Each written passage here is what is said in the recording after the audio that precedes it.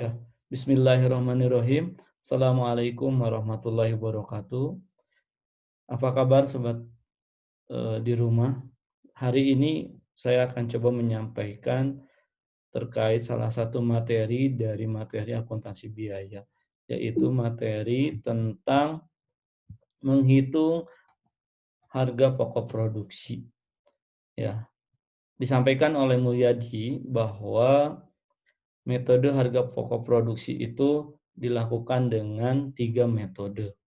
Yang pertama adalah metode full costing, yang kedua adalah variable costing, yang ketiganya adalah activity based costing.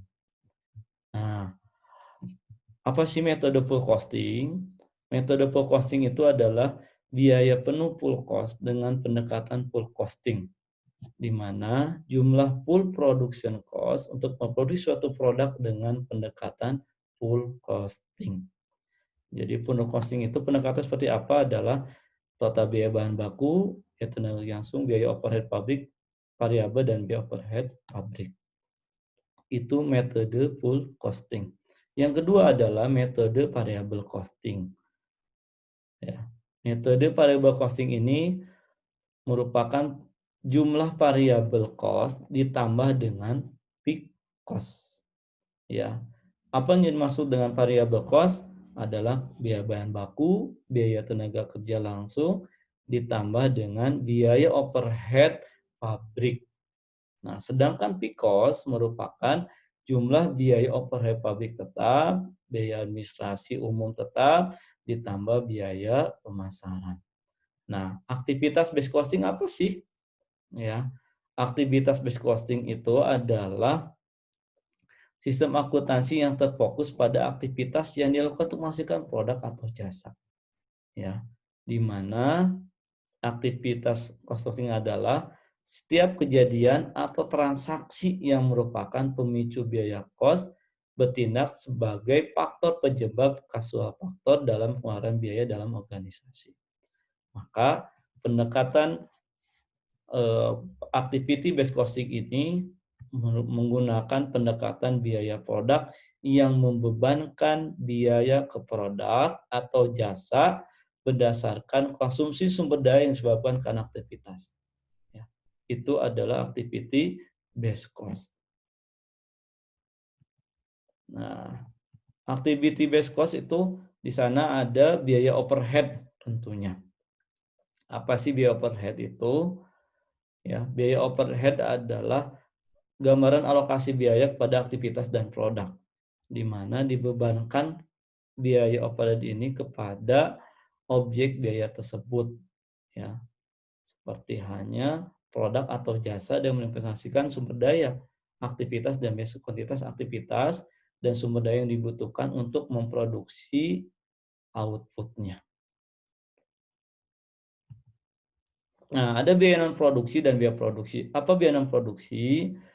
Biaya non produksi adalah untuk menentukan tingkat profitabilitas barang dan jasa. Biaya-biaya non produksi ada juga yang dibebankan pada produk. Contoh, komisi yang dibayarkan kepada tenaga penjualan, biaya pengiriman, dan biaya garansi dapat dengan mudah ditelusuri ke produk. Yang kedua ada biaya produksi. Biaya yang dibebankan produk apabila ada alasan yang mendasar bahwa biaya tersebut dipengaruhi oleh produk yang dibuat. Itu terkait dengan biaya produksi. Nah, menggunakan sistem ABC apa? Ada beberapa. Yang pertama sistem penjadwalan terotomatisasi di pabrik, yang kedua ada yang diversitas produk sangat tinggi dalam hal volume dan kompleksitas produk. Yang ketiga ada aktivitas centernya, ya ada sumber dayanya, ada objek biayanya, ada activity cost pool-nya, yang terakhir adalah ada elemen biayanya. Dan manfaat ABC ini apa? Activity based costing. Yang pertama, activity based costing ini adalah bisa menyajikan biaya produk yang lebih akurat terhadap perolehan laba. Karena kita hitung harga pokoknya dengan detail. Yang kedua adalah informatif. Ada harga jual, ini produk, pasar pelanggan, dan penjualan dengan modal. Yang kedua adalah activity based costing ini bisa memberikan pengukuran yang akurat atas biaya-biaya pemacu aktivitas, membantu manajer dengan produk dan proses menilai dengan membuat keputusan desain produk yang lebih baik. Yang ketiga adalah ABC ini bisa membantu memberikan informasi kepada manajer atau terkait dalam membuat keputusan. Nah, kita akan coba latihan hari ini bagaimana kita menghitung menggunakan tradisional dengan activity based costing. Kita contoh, data di sini ada perusahaan PT XR menjual 2 produk yaitu tas dan sepatu. Nah, data yang disajikan adalah ada aktivitas rekayasa, setup jam, perputaran mesin dengan itu hitung per jamnya. Ya, diketahui bahwa di sini konsumsi tas itu di 6.000 rekayasanya, sepatunya 9.000, total 15.000. Setup jamnya adalah di 400 dan 600 dan 1.000. Perputaran jam mesinnya ternyata tas 50.000 jam dan sepatu ada 100.000. Pengemasan 5.000, 25.000. Nah, akuntan manajemen PT XR mengidentifikasi aktivitas kos yang dianggarkan. Nah, datanya sebagai berikut. Kita lihat ada rekayasa, ada setup, ada perputaran mesin, ada pengemasan. Ya. Aktivitas sungguhnya produk tersebut disajikan data sebagai berikut. Ini aktivitasnya ya. Aktivitas yang berhubungan dengan produk langsung, pembuatan tas dan sepatu. Ada apa saja di sana? Ada volume produksi, ya. Volume produksinya ada 10.000 tas dan sepatunya ada 40.000. Ada harga jual, kita di 12.000 untuk produk tas dan sepatunya di 6.000. Biaya utamanya di 6.000, sepatunya di 3.000, jam kerja langsungnya di 5.000. Nah, kita akan coba menghitung soal ini, latihan ini, bagaimana kita menghitung biaya per unit menggunakan metode transaksional konvensional. Kita lihat bahwa ketika kita menghitung unit per unit metode tradisional, kita menghitung dulu terlebih dahulu adalah total jam kerja langsung sama jam kerja langsung nilainya di angka berapa. Nah, total jam kerja langsung itu adalah total jam kerja langsung tas, karena ini ada 2 produk, maka kita hitung jam kerja langsung tasnya dan jam kerja langsung sepatunya. Maka didapatlah nilai di angka 15.000. Nah, untuk menghitung bagaimana berapa total jam kerja langsung ini, maka kita hitungnya adalah tarif overhead pabrik dibagi dengan jam kerja langsung. Maka kita dapatkan adalah di 300 per jam kerja langsungnya nilainya. Nah, menghitung biaya overhead seperti apa? Ya, biaya jam kerja langsung per unit dikali jam kerja langsung.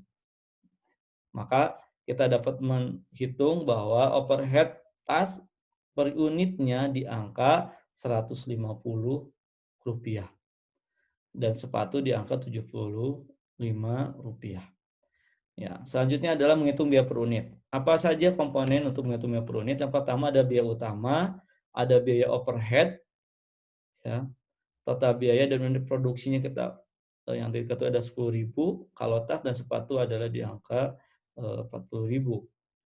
Nah, kita sudah tahu, akhirnya kita keluar muncul bahwa biaya per unit menghitung dari tas itu di 6.300 dan sepatunya adalah di 3.300. Itu untuk metode menghitung dengan secara tradisional atau konvensional.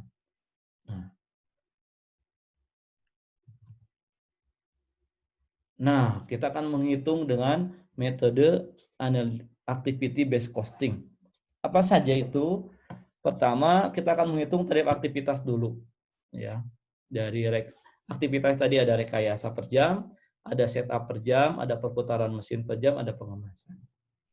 Dan akhirnya kita tahu bahwa aktivitas total biaya itu ada di Rp4.500.000. Konsumsi aktivitas totalnya di 191.000 dan tarif aktivitasnya di Rp1.048. Biaya membebankan produk tas total tarifnya di 1.048, konsumsinya 61.400, total BOP-nya di 1.550.000 dan BOP per unitnya adalah 1.048. Rp1.078. Nah, produk sepatu berapa? Kita lihat bahwa biaya overhead yang dibebankan produk sepatu totalnya adalah stripnya di 1.048, konsumsinya ada 129.600, total BOP-nya ada di 2.940.000. Maka BOP per unitnya adalah di 1.048. Dan menghitung biaya unit produk, kita akan tahu dari data yang tadi bisa dapat kesimpulan bahwa biaya utama tas ini ada di 60 juta, sepatu di 10 juta, overhead di 10 juta per 20.000, sepatu di 41.920.000. Maka total biaya di tas ini adalah di 70.480.000. Kalau di sepatu adalah di 161.920.000. Dan unit produksinya tadi bahwa akan kita produksi di sejumlah 10.000 untuk tas dan sepatu di 40.000. Nah, berapa sih biaya per unitnya? Ternyata kita tahu hasil akhirnya adalah biaya per unit tas itu di 7.048 dan sepatunya di 4.048. Itu kurang lebih teman-teman bagaimana kita menghitung dengan konsep metode tradisional sama dengan metode analisis activity based costing ini. Terima kasih, mudah bermanfaat. Assalamualaikum warahmatullahi wabarakatuh.